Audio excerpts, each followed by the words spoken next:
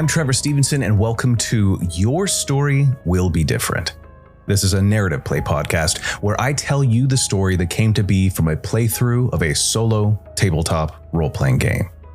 For this session, we are concluding the story of Hunter Hartl's adventures, or misadventures, at Brackroot Academy. This story is based on playthrough of Tangled Blessings by Cassie Mothwin. With that said, let's dive right back in.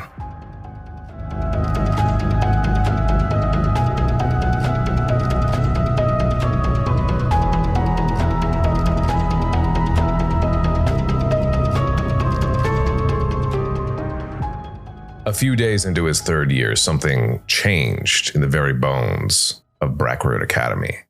A low thrum, almost imperceptible to some, pulsed in stone walls and drifted across the grounds. It felt like a long suppressed echo of something ancient, stirring and waking. Students whispered about strange smells, odd drafts, and waking dreams. But all of that accumulated in the evacuation of the North Tower. From his dormitory window, Hunter watched faculty usher students away from the slate-gray, ivy-covered structure. He couldn't look away from the windows of the tower, now nearly opaque with roiling blackness that pressed from within. It was smoke, but not the kind born from fire. It was thick and slow, like a sentient, malevolent fog. And for a moment, Hunter swore he saw something blink within it. And it was blinking at him. Then he heard it. A voice, not through his ears, but thrumming behind his eyes. Sweet smoke. Hunter at first thought it was the speaking Jim in his mind, but he recognized that this presence roosting in his head was even older. He blinked, stumbling, and somehow found himself outside. Behind him, the sun cast his shadow across the flagstones, except the shadow moved wrong. It twitched around against the sun and then towards the North Tower like a marionette pulled by an impatient puppeteer. The arms beckoned him forward. Hunter's legs moved on their own until he was standing at the threshold of the North Tower's sealed entrance. Somewhere in the distance, he could hear Argus barking desperately to get his attention. The door looked ordinary enough, but the knob seemed to writhe. As his hand reached for it, his fingertips tingled, not in the now pleasant way casting spells felt, but before he could grasp it, something struck his hand hard, like being snapped with an invisible ruler. He hissed and turned, and through the glare of the morning light, he saw a faint, wavering silhouette. Abatha Clore. Her eyes were narrowed, her mouth tight. She didn't speak, but she didn't have to. Hunter backed away from the tower and never went in it again.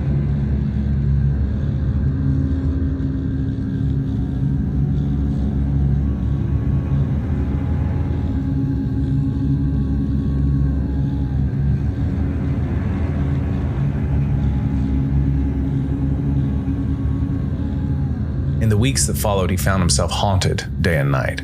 But it wasn't the ghost of Headmistress Clore. His own thoughts now seemed polluted. The voice from the smoke returned at odd hours.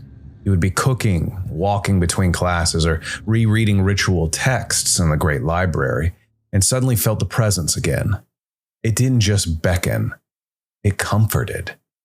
It understood him like no one else in his life. It promised a place where he would always be accepted, not in spite of his growing darkness, but because of it.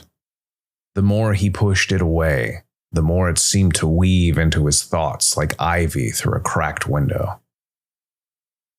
When autumn set in and the leaves browned and crisped, Hunter found some solace among his classmates. He had wandered to a moss-covered fountain at the edge of the campus with his two closest classmates, Constance and Ezekiel. They had been debating about the lore of the academy through the entire walk. Constance claimed that this fountain that they had found granted wishes if it deemed you worthy. Ezekiel had scoffed, but the three of them made their silver offerings anyway. As the coins splashed into the fountain, Hunter realized that he saw something the others didn't. Constance and Ezekiel were already deep into the next subject, the upcoming masquerade ball. But Hunter's eyes never left the water of the fountain. Their reflections shimmered strangely in the rippling water, and then he saw their eyes glowing red. The reflected versions of the three of them stepped forward, picked up the silver coins, and handed them to his reflection. Hunter's mouth went dry and he felt a white-hot panic flare up in his chest. When he opened his hand, the coins were there, drenched in blood, still warm. He said nothing. Instead, he made his wish in silence, a wish for control over himself, over the chaos that had started to bubble inside him, over the strange fate he felt chasing him.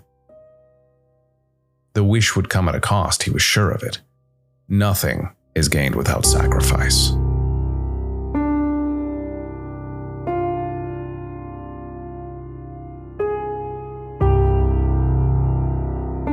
As the days drew colder and snow began to drift across Brackroot's steep roofs, Hunter found a place of solitary refuge.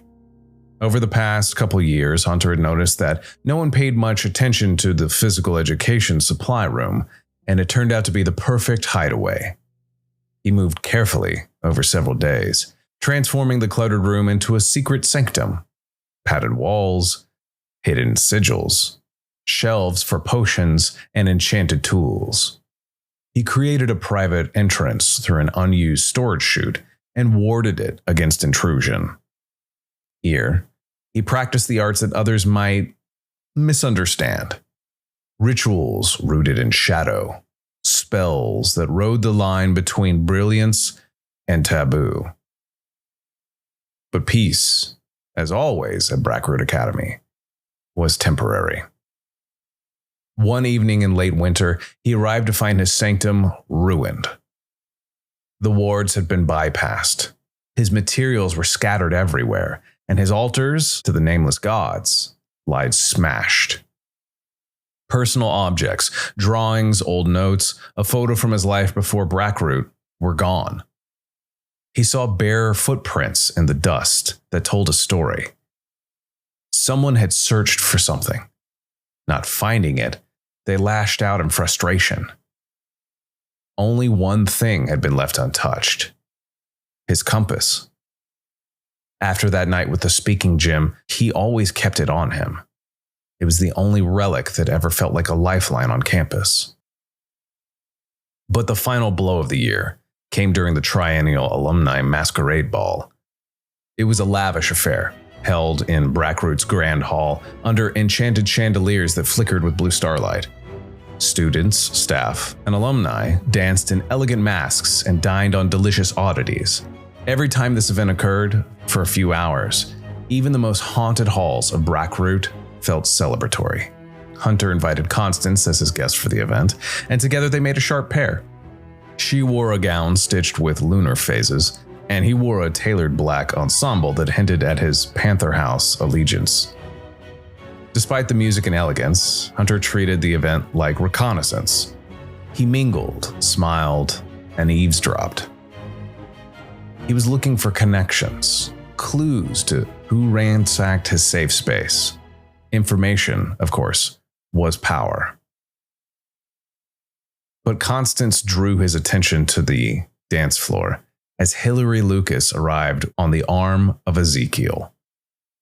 The two made an interesting pair, but Hillary's composed expression began to crack as the night progressed. Ezekiel underestimated the power of the beverages being served at the open bar, became loud, erratic, and eventually escorted out by faculty. Whispers followed them out of the room, and Hunter couldn't help but feel a flicker of vindication. But any satisfaction was short-lived. As Ezekiel's escorts return, screams pierce the music near midnight.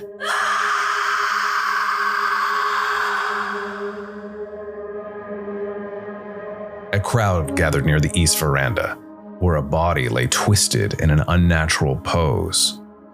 Samael Stain.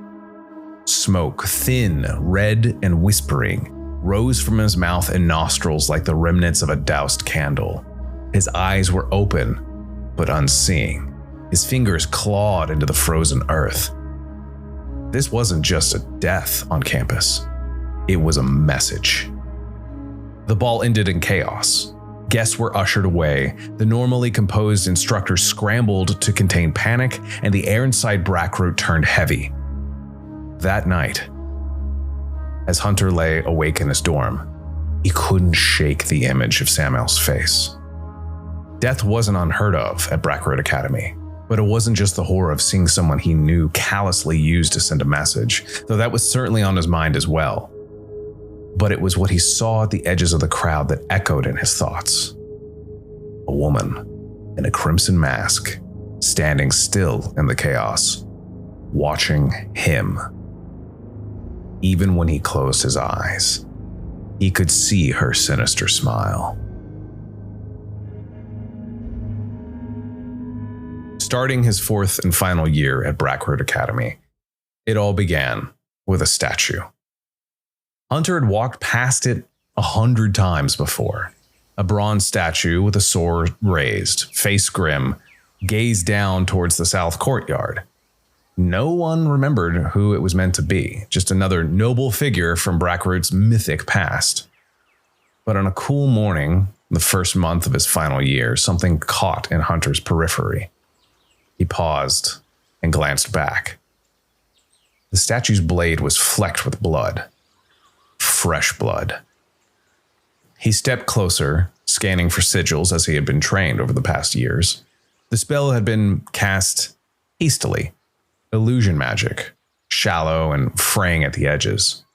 He peeled it back with a quiet cantrip, exposing a smear of red beneath. At the library, he abandoned his assigned readings and dove into the archive stacks. In an obscure index, he found the name of the statue. The Last Herald. Not a war hero, not a founder, a harbinger representing the end of one cycle and the rise of another.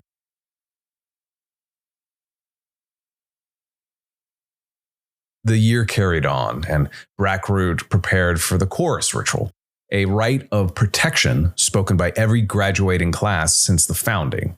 The entire fourth-year cohort gathered in the banquet hall, voices echoing in careful harmony. All 3 years preceding this had been leading up to this moment, and every syllable reinforced the wards that held back beasts, spirits, and worse. Through one of the colossal lead-lined windows on the spire above, a crow watched. Hunter was standing between Constance and Ezekiel and was halfway through the invocation when he felt an incredibly sharp pain under his ribs. His voice caught. He staggered and clutched Ezekiel for support. "Hey man, are you all right?" Constance turned to see. "Hunter, you're bleeding!" The world blurred as the chant collapsed around him, and one of the students gasped and the wards flickered. Through a narrowing field of vision, he saw a female figure dart from the circle, disappearing into the shadows.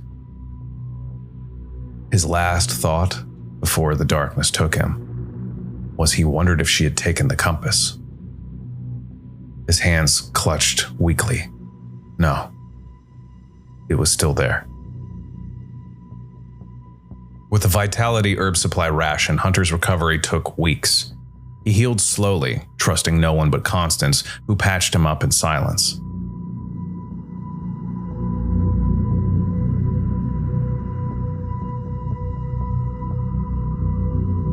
The attack was ruled unprovoked and unresolved. No one could name the girl, but assumed it was more likely that no one wanted to end up with a dagger between their ribs as well. The Academy tightened its protections, but for Hunter, the harm was already done. A line had been crossed. Somebody wanted him gone. But time did not wait, and the final examinations loomed like a storm on the horizon. Hunter searched for his edge. That's when he found the grimoire. Or maybe it revealed itself to him. He had found it in his latest sanctuary. After the razing of his last refuge, he had taken to rotating locations every few weeks. He had just moved the day before when he found the book on his desk. It had no cover, just a leather binding sealed with iron thread. Inside, he found droves of forbidden magic he'd only heard rumors of. It also told of folded histories and cursed equations. But one spell in particular stopped him cold. Beneath the ominous woodcut of a scale, with a sword on one side and an anatomically correct heart on the other, Hunter found his edge. A ritual to bind one's future, success, survival, and fate to the caster's will. In exchange, a life was shortened. 1 year left. The transfer is silent, permanent, and completely irreversible. Hunter closed the book and stepped away from his desk. And then he opened it again. He thought of the girl, the blade, the pain. He didn't know her name. He had never seen her face, but she had tried to finish him. And now she would answer for it. He waited 3 days, not out of hesitation, but precision. He prepared his tools carefully, aligned the hour, drew the seal, and whispered the incantation. As he finished the final syllable, he felt it, a slight tremor in the air like time flinching. Her future, whoever she was, whatever it might have been, was now his. She had 1 year left. Hunter didn't smile, didn't speak. He simply folded the page, closed the grimoire, and returned it to its hiding place. The final examination loomed. The compass trembled more often now, and shadows lengthened. The statue's blood had never vanished, but no one else seemed to have noticed it. The crow on the spire watched more intently with each passing day. The banquet hall of Brackroot Academy had never looked more radiant, and Hunter was hard-pressed to remember when it had ever been so full. The ceiling shimmered with floating candles, drifting through illusion-woven constellations. Above the onlookers, sigils spun slowly in the air, each one representing an element of magical mastery. A long stage bisected the room, anchored at each end by glowing obelisks. Faculty in formal robes took their places in carved obsidian chairs along the long edge of the stage. Students lined the back walls. Visiting mages, some masked, some not, took seats among honored guests. Hunter stood at one end, cloak in dark green formal robes marked by the panther insignia, the silver embroidery catching glints of the chandelier's golden light. At the opposite end stood Hilary Lucas, resplendent in wine red and ivory, the crest of the House of Dahlias prominent across her chest. They had not spoken in weeks. They locked eyes across the long room. 4 years of rivalry, silence, shadow challenges, stolen victories. This is where it would end. Headmaster Elvira stepped forward, her robes whispering along the polished floor. Her voice carried across the hall, ancient words invoking balance, truth, and reckoning. We are gathered to witness the culmination of 4 years, growth, resilience, and study. These two have emerged as the finest of their cohort. Let the examination begin. A curtain of magical sigils descended around the stage. The first trial tested the competitors' fluency in both offensive and defensive casting. Proctors projected out scenarios, arcane threats, ailments, spatial traps, and the duelists had to respond instantly. Hilary was first. Her spell work was pristine, elegant as calligraphy, and just as unforgiving. She dispelled a shadow mimic in record time, turned a cascading firestorm into a harmless snowfall, and unraveled a hex woven to mimic sentient thought. The crowd murmured approvingly. But Hunter, though slower, adapted quickly. He didn't just counter, he learned. His movements were sharper than they'd ever been, more deliberate. He dispelled a swarm of parasitic thought leeches with a counterpulse none of the faculty had seen before. His final display, nullifying a necrotic tether using a mirrored prism spell, won him a round of impressed applause. By the end of the phase, the judges tallied their scores. The margin was narrow, but Hunter had pulled ahead barely. Round 1 went to Hunter. The second round focused on potions and tonics. This was Hillary's element. Tables were wheeled out bearing rare ingredients and ancient instructions written in cipher. This phase was solitary, no theatrics, just straight alchemy. Hunter was outmatched here, and he knew it. Hillary's hands moved like a concert pianist's, her timing flawless, her measurements intuitive. She brewed a restorative elixir so potent that it reconstituted dead plant matter on contact. Her second potion neutralized acid mist with a scent like cedar and citrus.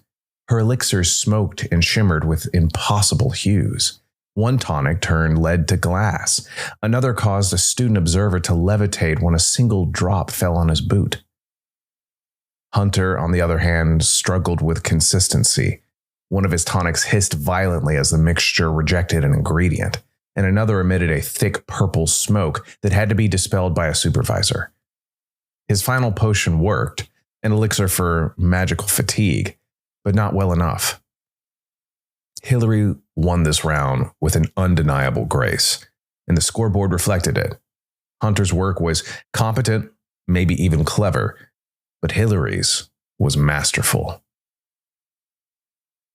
The third round was a demonstration of rituals, and this was the part that Hunter had feared the most, not because he lacked skill, but because rituals required stillness, clarity, and Hunter had not had either in a long time.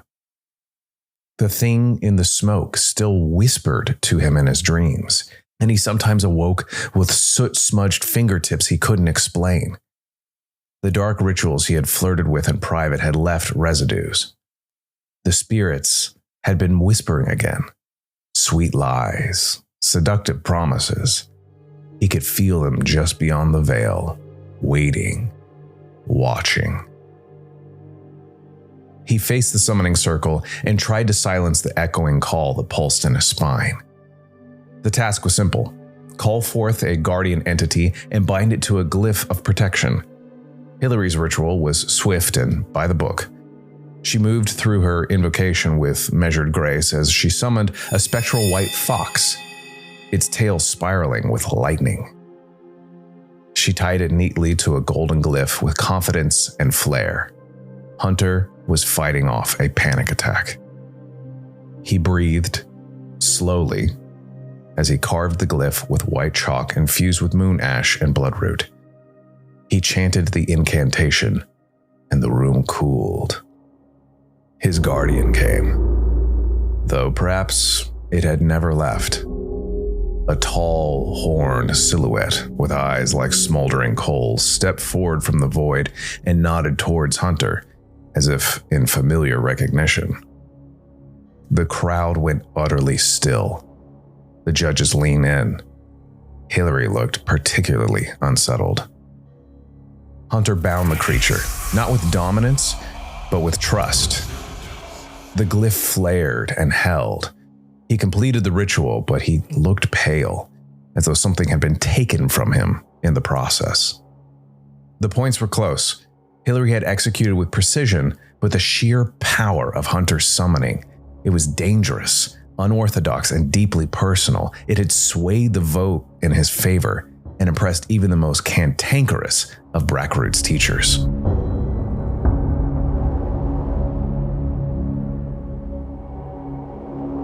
The last test was a duel.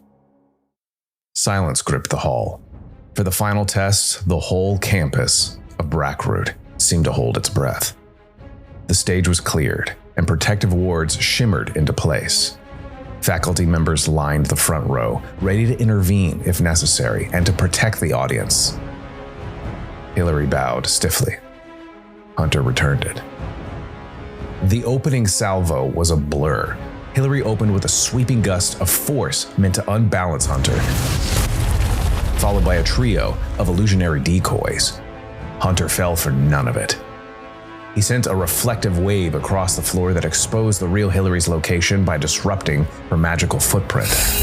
They exchanged more volleys, lightning against wards, shadow bolts against sunfire. Each step echoed across the boards of the stage. Their rivalry had simmered for 4 years, but now it roared. Hunter's style was raw, instinctive, while Hillary's was precise and calculated. She knocked him off of his feet twice and nearly knocked him unconscious with a telekinetic pulse. But Hunter countered with a barrier of prismatic light that fractured her offensive spell and disoriented her for just long enough. And that was when he cast the final spell. It wasn't anything dramatic. No fire or thunder or darkness. Just a thread of will. The same thread he'd tied his fate to months ago when he used the banned grimoire to steal someone's future. The spell locked into place like it had been waiting to be unleashed. Hillary froze. Not physically, but in resolve. For a split second, she hesitated, uncertain, and it was all the opening that Hunter needed. He struck, binding her in a gentle stasis web, suspending her in midair. The duel was over. The hall exploded in applause. Faculty members rose in unison. Headmistress Elvira raised Hunter's hand in victory. We have our victor! Brackroot Academy recognizes Hunter Hartl as this year's Valedictus of Magic. The crowd surged with applause as instructors moved to the stage.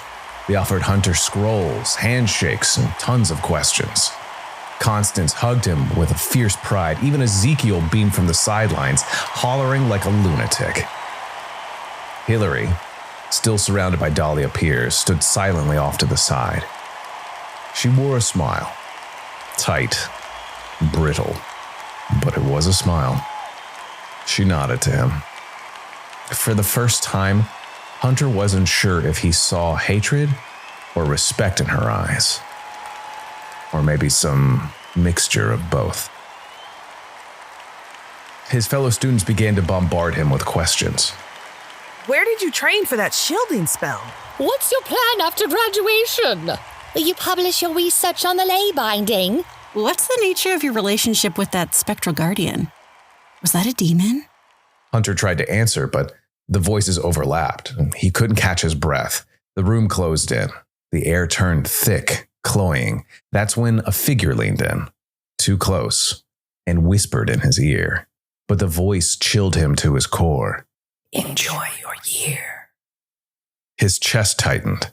The compass in his pocket burned hot for a moment, then cooled. Somewhere in the crowd, the spurred lover of Samuel Stain slipped away. A single vigil burned against his neck, cold and sickly sweet, and he recognized he had been cursed. He turned, heart pounding as it dawned on him. It was her.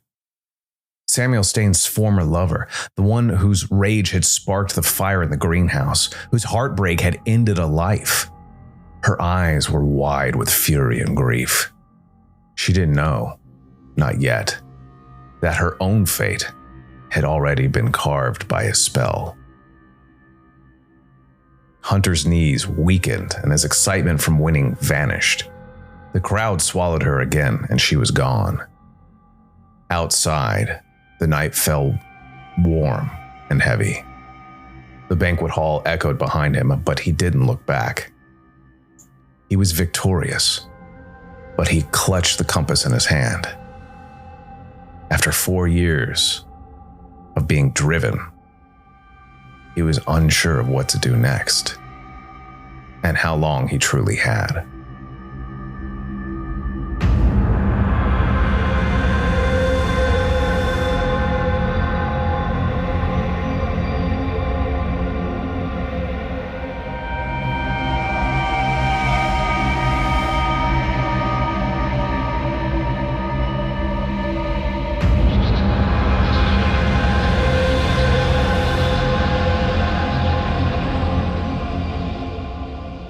Tangled Blessings is a blank canvas for you to explore what it's like to partake in a magical school RPG. Obviously, there are a lot of elements here from other forms of media. The first thing that's drawn to mind with the different houses and a magical school, of course, is Harry Potter. But at the same time, the game itself lends itself to other forms of possibly darker or more dangerous magic. I definitely got some more eldritch horror aspects to it, and it did seem much more deadly and less whimsical than the Harry Potter universe. The game itself is played with a deck of tarot cards, and it is essentially a solo journaling game where you're playing your way through 4 years at Brackroot Academy and responding to different prompts as they come up from the tarot cards.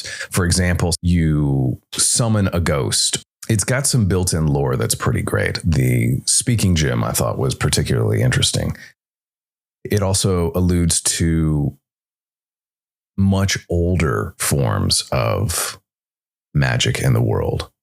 As you're responding to prompts and journaling your experiences at Brackroot Academy, you're also seeing what life is like, not only in class, but in the non-academic sense, with your other peers. And I have to say that the prompts get progressively darker as time goes on, to the point where, attempted assassinations essentially start happening. And it all leads up to the duel between you and a rival at the end of your 4 years. All along in the prompts, you will also be expanding upon your rival and who they are and their personality and how great they are. It's a great way to provide some momentum for your character to not only grow as a magic user, but as a student at the academy. What's also great about it is that not only is it perfect for a solo tabletop role-playing game, but you can also play it as a 2-player game where you and your rival are both playing together, essentially, and then culminating in a duel together. I know that Tangled Blessings was actually nominated for a Crit Award for the best 1 to 2 player GM-less game. I'm a little jealous of those of you that are able to pick up the physical copy of it, because there's some pretty cool artwork in there as well. Thank you again for listening to Your Story Will Be Different. It's so great to be back for season 3, and I'm very excited to share some of the stories from other games out there. This episode featured the vocal talents of Allison Hill, Kris Carr, Karen Michelle, Erin Mills, and Emily Valdes. And I want to give another special shout out to my friends at Speak Friend Studios. I'll go ahead and put a link to their social media profiles in the show notes. Be sure to check them out. For our next session, we're going to be playing a little Space Cowboy ditty. It's the solo version of the TTRPG Orbital Blues. The solo version is called The Wanderer. That'll be next time. As always, I'm going to leave a link in the show notes to Tangled Blessings by Cassie Mothwin, so that way you can enroll in your magical school and experience it for yourself. Feel free to reach out on social media to let me know how your adventures go. But just remember, your story will be different.